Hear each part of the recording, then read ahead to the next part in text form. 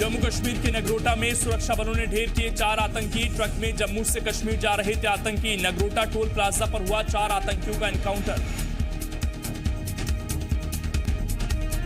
Corona से बिगड़े हालात पर काबू पाने के लिए दिल्ली के सीएम केजरीवाल ने आज सभी दलों की बैठक बुलाई। सुबह 11 बजे बैठक में कोरोना से बचने के उपायों पर चर्चा की जाएगी।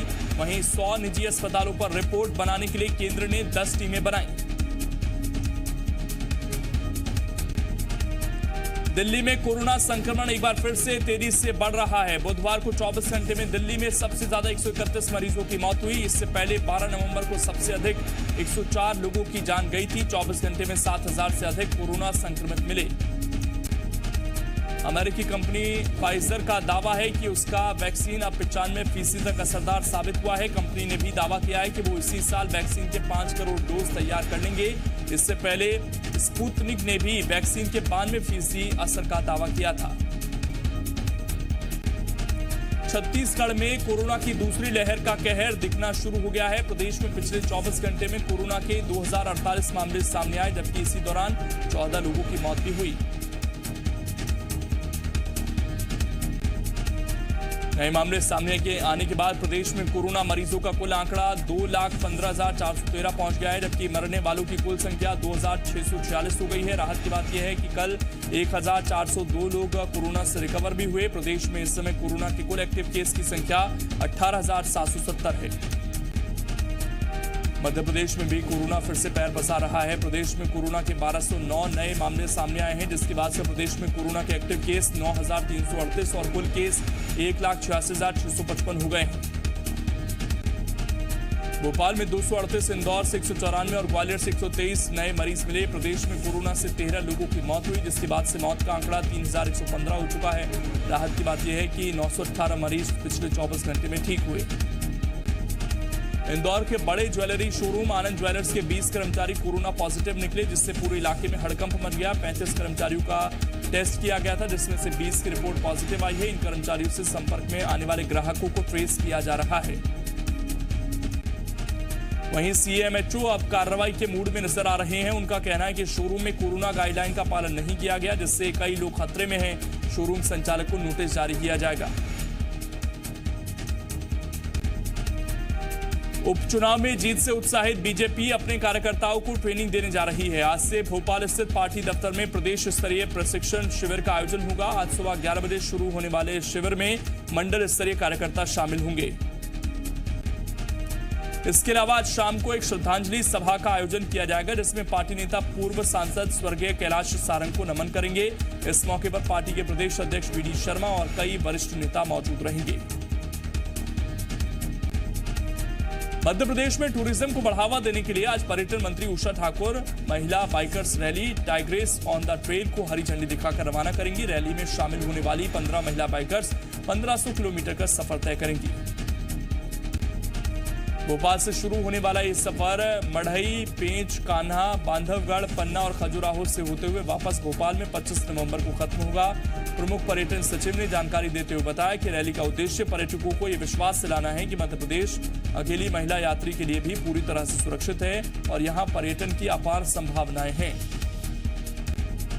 सीएम शिवराज सिंह के ससुर घनश्याम मसानी का निधन हो गया। आज महाराष्ट्र के गोंदिया में उनका अंतिम संस्कार किया जाएगा। सीएम शिवराज सिंह आज पत्नी साधना सिंह समेत गोंदिया के लिए रवाना हो गए। पूर्व प्रधानमंत्री इंदिरा गांधी की जयंती के मौके पर आज मुख्यमंत्री भूपेश बघेल दाई दीदी क्लिनिक योजना का शुभारंभ करेंगे। ये क्लिनिक मुख्यमंत्री शहरी स्लम स्वास्थ्य योजना के तहत शुरू की जा रही है। सीएम बघेल राजीव भवन में इंदिरा गांधी की जयंती पर आयोजित पुष्पांजलि अर्पण कार्यक्रम में शामिल होंगे। सीएम शाम 5 से 6 बजे तक अपने निवास कार्यालय में वीडियो कॉन्फ्रेंसिंग के जरिए इंदिरा प्रियदर्शनी नेचर सफारी मोहरेंगा का लोकार्पण, तेंदुपत्ता संग्राहकों के प्रतिभाशाली बच्चों को प्रोत्साहन राशि का वितरण और टेनिस स्पोर्ट्स अकादमी रायपुर का भूमि पूजन करेंगे। रायपुर के अभनपुर में 5 लोगों की मौत पर सियासत। आज बीजेपी के वरिष्ठ नेता केंद्रीय गांव पहुंचेंगे। बीजेपी के राष्ट्रीय उपाध्यक्ष रमन सिंह, नेता प्रतिपक्ष धर्मलाल कौशिक और पूर्व मंत्री चंद्रशेखर साहू दोपहर 2:30 बजे केंद्रीय गांव जाएंगे और मृतकों के परिजनों से मुलाकात करेंगे और घटना की जानकारी लेंगे। अभनपुर में एक घर में एक ही परिवार के 5 लोगों के शव मिले थे। पोस्टमार्टम रिपोर्ट में 4 लोगों की हत्या और एक व्यक्ति की आत्महत्या का खुलासा हुआ था, जिसके बाद बीजेपी ने सरकार पर सवाल उठाते हुए कहा था कि सरकार उत्सव में व्यस्त है। इंदौर में कंप्यूटर बाबा के लिए राहत के साथ मुसीबत बढ़ाने वाली खबर सामने आई। एरोड्रम थाने में दर्ज अंबिकापुरी रहवासियों की शिकायत मामले में कंप्यूटर बाबा को सेशंस कोर्ट से जमानत मिल गई, लेकिन जेल से रिहा होने से पहले ही उनके खिलाफ एक और एफआईआर दर्ज हो गई। जैन समाज के लोगों ने गांधीनगर थाने में कंप्यूटर बाबा पर केस दर्ज करवाया। आरोप है कि कंप्यूटर बाबा के आश्रम के पास जैन समाज का एक धार्मिक स्थल है, जहां आने जाने वाले श्रद्धालु को बाबा के समर्थक परेशान करते हैं। इस पूरे मामले में कलेक्टर ने अधिकारियों को जांच के बाद कार्रवाई के निर्देश दिए हैं। रायपुर में आज जेसीसी जे की कार्यकारिणी की कोर ग्रुप की बैठक में 5 बड़े फैसले लिए गए। रेणु जोगी को पार्टी का राष्ट्रीय अध्यक्ष बनाया गया। राष्ट्रीय अध्यक्ष का पद अजीत जोगी के निधन के बाद खाली था। वहीं बैठक में मोर्चा प्रकोष्ठ का नए सिरे से नामकरण किया गया। पार्टी में अजीत जोगी युवा, महिला और छात्र विंग बनाई जाएंगी। साथ ही कार्यकारिणी का नए सिरे से पुनर्गठन किया जाएगा। 9 दिसंबर से पार्टी का सदस्यता अभियान शुरू किया जाएगा और छत्तीसगढ़ सर्वप्रथम की विचारधारा को लेकर पार्टी काम करेगी। जेसीसी जे की बैठक में पार्टी की राष्ट्रीय अध्यक्ष चुनी गई रेणु जोगी ने कहा कि पार्टी ने जो जिम्मेदारी दी है उसे वो अच्छे से निभाएंगी। वहीं पार्टी के 2 बागी विधायकों को लेकर रेणु जोगी ने कहा कि उन्हें दोनों से कोई नाराजगी नहीं है। जेसीसी जे की नई राष्ट्रीय अध्यक्ष रेणु जोगी भले ही बागी विधायकों को अपना भाई बताकर कोई नाराजगी नहीं होने की बात कह रही है, लेकिन खैरागढ़ विधायक देवव्रत सिंह अब भी अमित जोगी पर निशाना साध रहे हैं।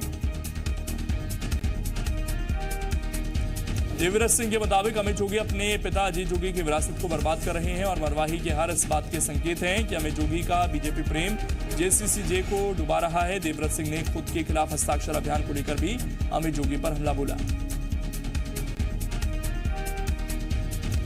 जेसीसी जे के अस्तित्व और पार्टी में वैचारिक शुद्धिकरण अभियान पर कांग्रेस प्रदेश अध्यक्ष मोहन मरकाम ने तंज कसा। मोहन मरकाम ने जेसीसी जे को डूबता जहाज बताया।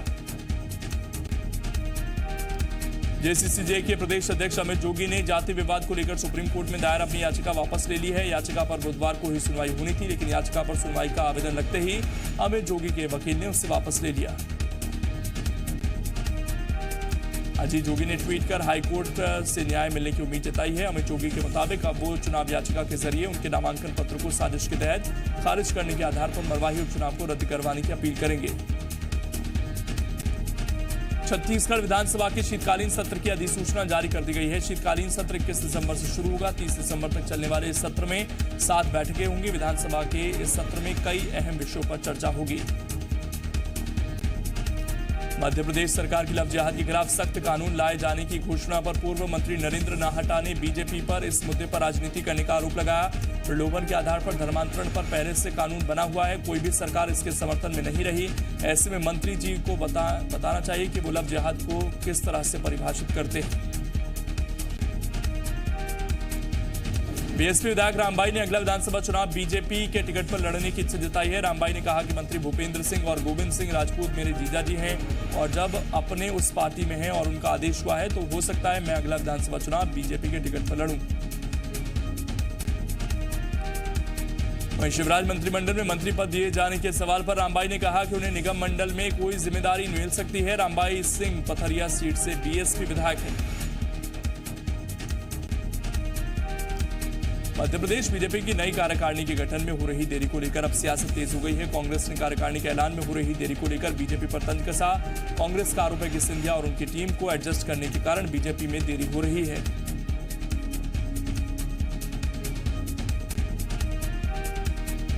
वहीं वीडी शर्मा ने कांग्रेस के आरोपों पर पलटवार किया। वीडी शर्मा ने साफ किया कि बीजेपी में सब बीजेपी के हैं, कोई किसी का खास नहीं, किसी क्या काम देना है ये निर्णय संगठन का है। मध्य प्रदेश में गौ संरक्षण और संवर्धन के लिए शिवराज सरकार ने बड़ा कदम उठाया। सरकार ने 6 सदस्यों की गौ कैबिनेट का गठन कर दिया है। सीएम शिवराज सिंह की अध्यक्षता में कैबिनेट बनाई गई है। इसके अलावा इस कैबिनेट में 5 सदस्य होंगे। इसमें गृह मंत्री डॉक्टर नरोत्तम मिश्रा, वन मंत्री विजय शाह, कृषि मंत्री कमल पटेल, पंचायत एवं ग्रामीण विकास मंत्री महेंद्र सिंह सिसोदिया और सामाजिक न्याय मंत्री प्रेम सिंह पटेल शामिल हैं। सीएम शिवराज सिंह ने ट्वीट के जरिए ये जानकारी दी। मध्य प्रदेश में वर्ल्ड एंटीबायोटिक अवेयरनेस वीक की शुरुआत हुई, जिसको लेकर भोपाल में वर्कशॉप का आयोजन किया गया। 18 से 24 नवंबर तक चलने वाली इस वर्कशॉप में सभी जिलों के डॉक्टर्स और हेल्थ एक्सपर्ट्स ने शिरकत की। नेशनल हेल्थ मिशन के अपर संचालक डॉक्टर पंकज शुक्ला भी इस आयोजन में शामिल हुए। डॉक्टर शुक्ला ने एंटीबायोटिक दवाइयों से जुड़ी कई बातें साझा की। उन्होंने बताया कि किस तरह से दवाइयां हमारे शरीर पर डायरेक्टली और इनडायरेक्टली प्रभाव डालती हैं। वहीं मौजूदा एम्स के डॉक्टर सागर ने बताया कि तुरंत ज्यादा मात्रा में एंटीबायोटिक्स लेने से किडनी और लीवर पर बुरा असर पड़ सकता है। मध्य प्रदेश में भी कोरोना के मामले दोबारा बढ़ने लगे हैं। राजधानी भोपाल में हर दिन बड़ी तादाद में कोरोना पॉजिटिव मामले सामने आ रहे हैं, लेकिन इसके बावजूद लोग बिना मास्क लगाए खुलेआम घूम रहे हैं। राजधानी में पिछले 7 दिन से रोजाना औसतन 180 मरीज मिल रहे हैं। वहीं लोगों को मास्क लगाने के लिए जागरूक करने के इरादे से भोपाल कलेक्टर ने नया तरीका निकाला है। भोपाल कलेक्टर अविनाश लावनिया के मुताबिक जो मास्क नहीं लगाएगा उसे सजा के तौर पर लोगों को मास्क लगाने के लिए जागरूक करना पड़ेगा।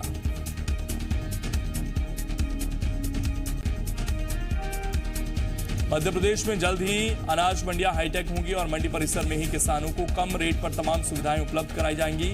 खंडवा पहुंचे कृषि मंत्री कमल पटेल ने जानकारी देते हुए बताया कि अब मंडी परिसर में ही किसानों को सुई से लेकर हार्वेस्टर तक पूरा सामान उचित कीमत पर मिलेगा।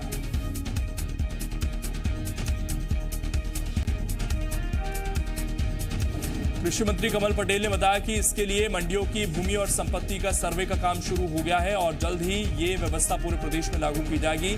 कमल पटेल ने कहा कि इस व्यवस्था से किसानों को बिचौलियों से मुक्ति मिलेगी और हर गांव के किसान का एक समूह बनाया जाएगा। देवास के भरे बाजार में एक मनचले ने युवती को गोली मार दी। युवती को गंभीर हालत में इंदौर रेफर किया गया, जबकि आरोपी अभी तक पुलिस गिरफ्त से बाहर है। बताया जा रहा है कि युवती एमजी रोड पर स्थित एक साड़ी की दुकान में काम करती है और देर शाम अपने घर जा रही थी।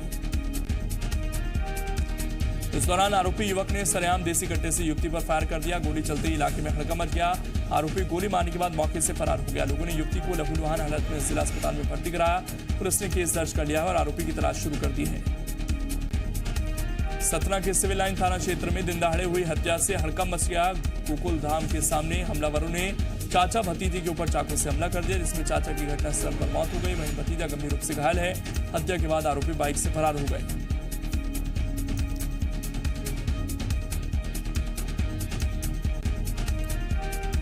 बताया जा रहा है कि चाय की दुकान में असरुद्दीन और उनके भतीजे मोहम्मद आमीन चाय पी रहे थे। उसी बीच पंकज परोहा और उसके 2 साथियों से उनका विवाद हो गया। ऐसे पंकज ने चाकू से दोनों पर हमला कर दिया, जिसमें असरुद्दीन की मौके पर मौत हो गई, जबकि मोहम्मद आमीन गंभीर रूप से घायल है।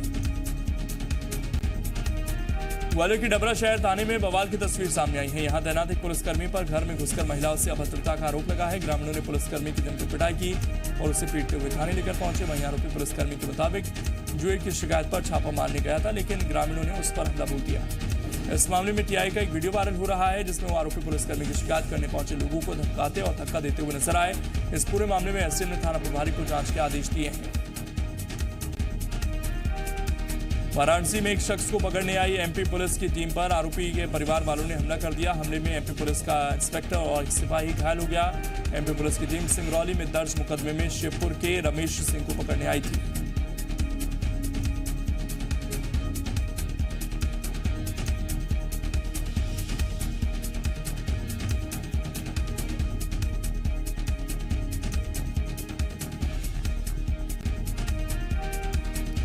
सिंगरौली पुलिस ने शिवपुर पुलिस की मदद से आरोपी को गिरफ्तार भी कर लिया था, लेकिन जैसे ही ये टीम शिवपुर थाने से रमेश को लेकर आगे बढ़ी तो रमेश के घर वालों ने टीम पर जानलेवा हमला कर रमेश को छुड़ा लिया। रतलाम में धार्मिक स्थल त्रिवेणी के प्राचीन कुंड में एक अज्ञात व्यक्ति का शव मिला। मामला माणक चौक थाना इलाके का है, जहां शव मिलने के बाद सनसनी फैल गई। फिलहाल पुलिस शव की शिनाख्त करने में जुटी है। उज्जैन में 2 दिन पहले जयसिंहपुरा इलाके की शराब दुकान में हुई युवक की हत्या का फुटेज सामने आ गया है। फुटेज में दिखाई दे रहा है कि युवक के गले पर पीछे खड़े लड़के ने अचानक हमला किया और फरार हो गया। पीड़ित जान बचाने के लिए बाहर की ओर भागा, लेकिन अस्पताल पहुंचते ही उसकी मौत हो गई। ग्वालियर में कई दफ्तरों में चोरी का मामला सामने आया है। घटना इंद्रगंज थाने के परिकल्प टावर की है, जहां 2 शातिर चोर सीसीटीवी कैमरे में चोरी करते कैद हुए। दोनों चोर परिकल्प टावर की 3री मंजिल पर पहुंचे और रात 7 से 8 दफ्तरों के ताले तोड़कर उनमें नकदी जो रखी हुई थी उसे चोरी कर लिया। तीसरी मंजिल में दाखिल होने से लेकर चोरी करने तक की पूरी घटना सीसीटीवी में कैद हो गई। पुलिस ने सीसीटीवी फुटेज के आधार पर चोरों की तलाश शुरू कर दी है। छतरपुर पुलिस ने टायर व्यापारी के घर हुई चोरी के मामले में 3 चोरों को पकड़ लिया है। चोरों के पास से 17 लाख के सोने चांदी के जेवर सहित कैश बरामद हुआ है। अक्टूबर में टायर व्यापारी का परिवार कोरोना पॉजिटिव हो गया था और इलाज के लिए इंदौर अस्पताल में भर्ती हुआ था। बता दें, घर खाली देख कबाड़ बीनने वाले ने अपने 4 साथियों के साथ व्यापारी के घर चोरी की वारदात को अंजाम दिया। पुलिस ने मुखबिर की मदद से 3 चोरों को पकड़ा है। उस सराफा व्यापारी को भी गिरफ्तार कर लिया गया है जिसने चोरी के जेवरात खरीदे थे। 2 चोर अभी फरार हैं। पेंड्रा के गोरेला थाना इलाके में 12 साल के बच्चे से दुष्कर्म की वारदात को अंजाम दिया गया। आरोप गांव के ही एक शख्स पर लगा है जिसे पीड़िता के परिजनों की शिकायत पर गिरफ्तार कर लिया गया। इस पूरे मामले में 112 आपातकालीन सेवा के एक जवान पर पीड़िता के घर जाकर मामले को रफा दफा करने और समझौता करने का दबाव बनाने का भी आरोप लगा है। पुलिस ने पूरे मामले में कठोर कार्रवाई करने का आश्वासन दिया है। दंतेवाड़ा में सीआरपीएफ के एक जवान नक्सलियों के लगाए प्रेशर बम की चपेट में आ गए। सीआरपीएफ 231 बटालियन के जवान रोड सर्चिंग पर निकले थे। इस दौरान कोंडा सावली जगरगुंडा मार्ग पर एक जवान बम की चपेट में आकर घायल हो गया। सीआरपीएफ के जवानों ने सर्चिंग के दौरान 8 किलो का पाइप बम भी बरामद किया जिसकी घटनास्थल पर ही निष्क्रिय कर दिया गया। मंडला में फसल निकालते समय ट्रैक्टर में आग लग गई जिससे फसल भी पूरी तरह जल गई। हादसा बिछिया थाना के करंजिया गांव में हुआ जिसके बाद बड़ी मुश्किल से आग पर काबू पाया गया। गनीमत यह रही कि हादसे में कोई जनहानि नहीं हुई। ग्वालियर जिले में अफसरों ने अब पूरे जोर शोर से एंटी माफिया अभियान चलाने की तैयारी कर ली है। बात मिलावटखोरों, भूमाफिया, माइनिंग माफिया, शिक्षा माफिया या अन्य किसी माफिया की हो, अब सभी पर प्रशासन का शिकंजा कसने जा रहा है। केंद्र सरकार में 700 बीघा जमीन माफिया के कब्जे से मुक्त कराई गई थी लेकिन अब उन पर फिर से माफिया का कब्जा हो रहा है। कलेक्टर कौशलेंद्र विक्रम सिंह ने स्पष्ट किया कि एंटी माफिया अभियान को सख्ती से अंजाम दिया जाएगा जिसके लिए जिला प्रशासन ने तैयारी पूरी कर ली है। ग्वालियर में एंटी माफिया अभियान के तहत कांग्रेस नेता अशोक सिंह के मैरिज गार्डन पर चल रही कार्रवाई को फिलहाल रोक दिया गया है। प्रशासन ने अतिक्रमण हटाने के लिए 24 घंटे की मोहलत दी है। वहीं अशोक सिंह के वकील ने इस कार्रवाई को गलत बताया। कहा कि इस जमीन को लेकर पहले से कोर्ट में मामला लंबित है। प्रशासन को स्टे ऑर्डर सहित कोर्ट के अन्य दस्तावेज दे दिए गए हैं। रतलाम नगर निगम एक बार फिर से शहर में अतिक्रमण के खिलाफ मुहिम चला रहा है। शहर के रास्ते के दोनों तरफ शेड और अन्य चीजों से किए अतिक्रमण को हटाया जा रहा है। शहर के हाट रोड पर करीब 100 से ज्यादा दुकानों का अतिक्रमण हटाया गया। इंदौर में आईजी योगेश देशमुख ने पुलिस अधिकारियों की बैठक ली जिसमें इंदौर संभाग के सभी सीनियर पुलिस अधिकारी और थाना प्रभारी मौजूद रहे। आईजी ने साल भर या लंबे समय से पेंडिंग मामलों की रिपोर्ट ली है। वहीं आम जनता के साथ पुलिस के व्यवहार को लेकर भी आईजी ने नाराजगी जताई। इसके अलावा उन्होंने भीड़भाड़ और ज्यादा आबादी वाले इलाकों में पुलिस की तैनाती के निर्देश दिए हैं। नारायणपुर के टूटाखार में पीडीएस राशन के लिए 5 से 10 किलोमीटर का सफर तय करना पड़ रहा है। गांव में राशन की दुकान है लेकिन 2 साल पहले आंधी में दुकान की छत उड़ गई थी जिसके बाद से उन्हें काफी दूर पुरुष नगर में राशन के लिए जाना पड़ता है। गांव की राशन दुकान की मरम्मत कराने के लिए ग्रामीण सरपंच से लेकर कलेक्टर तक से गुहार लगा चुके हैं लेकिन उनकी मांग पर किसी ने ध्यान नहीं दिया। सरगुजा में नशे के खिलाफ चलाए जा रहे अभियान में पुलिस ने 2 जगह छापा मारकर लाखों की नशीली दवाइयां बरामद की। पहली कार्रवाई शहर के एक बड़े लॉज में की गई जहां से पुलिस ने शिवशंकर बंडवाल नाम के एक आरोपी को गिरफ्तार किया। आरोपी के पास से पुलिस ने 14 लाख की नशीली दवाइयां जब्त की हैं। वहीं दूसरी कार्रवाई में पुलिस ने एक घर में दबिश दी। मौके से एक आरोपी को 3 लाख की नशीली दवाइयों के साथ गिरफ्तार किया गया। एनडीपीएस एक्ट के तहत केस दर्ज कर दोनों आरोपियों को जेल भेज दिया गया है। कोरिया के गांव में लोग नाले का पानी पीकर अपना गुजारा कर रहे हैं। उस नाले के पानी के लिए भी लोग पहाड़ी का जोखिम भरा रास्ता पार करते हैं। पूरा मामला कोरिया जिले के झीरिया पारा गांव का है। गांव में पानी के लिए हैंडपंप है लेकिन उससे लाल पानी निकलता है, इसलिए लोगों ने ज्यादा नुकसान वाले लाल पानी की जगह कम नुकसान वाले नाले के पानी को चुना। कलेक्टर ने बताया कि यहाँ फ्लोराइड रिमूवल प्लांट लगाए जा रहे हैं। दिल्ली पुलिस ने आरोपी नीरज गुप्ता की हत्या की खुलासा कर दिया है। हत्या के आरोप में पुलिस ने नीरज की प्रेमिका फैसल, उसकी मां शाहीन और मंगेतर जुबेर को गिरफ्तार किया है। आरोपियों ने हत्या के बाद शव को गुजरात के भरूच में फेंकने की बात कबूल की। पश्चिम बंगाल के राज्यपाल जगदीप धनखड़ ने एक बार फिर ममता सरकार पर हमला बोला। राज्यपाल ने कहा कि राज्य में राजनीतिक हत्याएं हो रही हैं, लेकिन ममता सरकार कुछ नहीं कर रही। राज्यपाल ने पश्चिम बंगाल में कानून व्यवस्था को बेहद खराब बताया। भारत का गलत नक्शा दिखाने और लेह लद्दाख को चीन का हिस्सा बताने पर ट्विटर ने माफी मांग ली है। बुधवार को संसदीय समिति में ट्विटर के अधिकारी डैमियन करेन ने लिखित तौर पर माफी मांगी। ट्विटर ने गलतियां सुधारने के लिए 30 नवंबर तक का वक्त मांगा है। मुंबई में शिव सैनिकों ने पाकिस्तान के शहरों के नाम से चलने वाली दुकानों को निशाना बनाया। कुछ शिव सैनिक बुधवार को कराची नाम के रेस्टोरेंट पर पहुंचे और उसे कराची नाम बदलने की धमकी दी। मामले में अब तक कोई शिकायत दर्ज नहीं की गई है। प्रवर्तन निदेशालय ने आतंकी दाऊद इब्राहिम के साथी इकबाल मिर्ची की 500 करोड़ से ज्यादा की संपत्ति जब्त कर ली है। ईडी ने ड्रग्स तस्कर इकबाल मिर्ची की मुंबई में 3 इमारतें जब्त की। ये तीनों इमारतें मुंबई के वर्ली इलाके में हैं।